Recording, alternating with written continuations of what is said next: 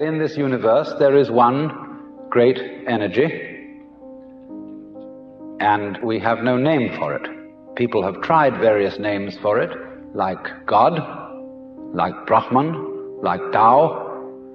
But in the West, the word God has got so many funny associations attached to it that most of us are bored with it.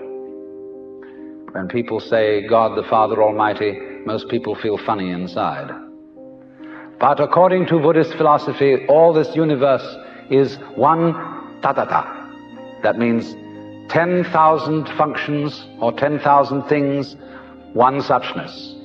And we're all one suchness. And that means that suchness comes and goes like everything else, because this whole world is an on and off system. As the Chinese say, it's the yang and the yin. And therefore it consists of now you see it, now you don't, here you are, here you aren't, here you aren't. Because that's the very nature of energy, to be like waves, and waves have crests and troughs. Only we, being under a certain kind of sleepiness or illusion, imagine that the trough is going to overcome the wave or the crest.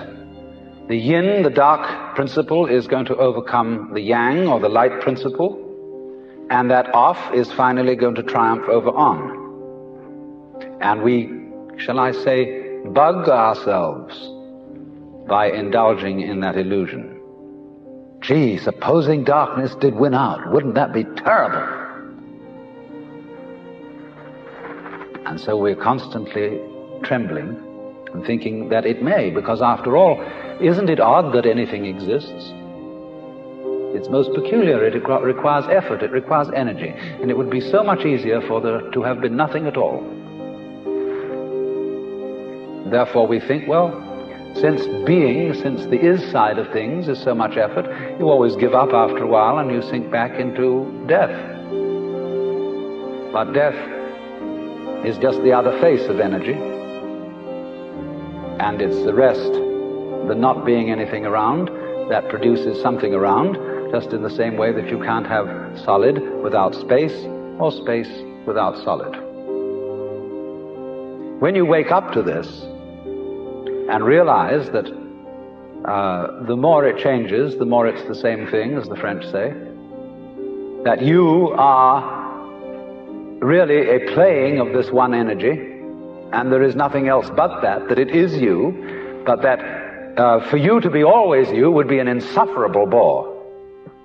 And therefore it is arranged that you stop being you after a while and then come back as someone else altogether.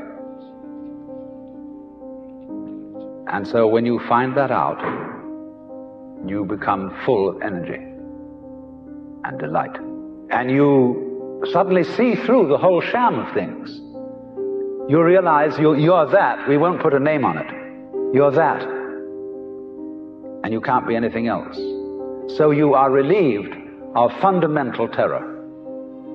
That doesn't mean that you're always going to be a great hero, that you won't jump when you hear it bang, that you won't worry occasionally, that you won't lose your temper. It means, though, that fundamentally, deep, deep down within you, you will be able to be human in the pains, difficulties, and struggles that naturally go with human existence. But to have no hang-up, that is to say, to be able to drift like a cloud and flow like water, seeing that all life is a magnificent illusion, a playing of energy, and there is absolutely nothing fundamentally to be afraid of. Fundamentally. You will be afraid on the surface. You will be afraid of putting your hand in the fire. You will be afraid of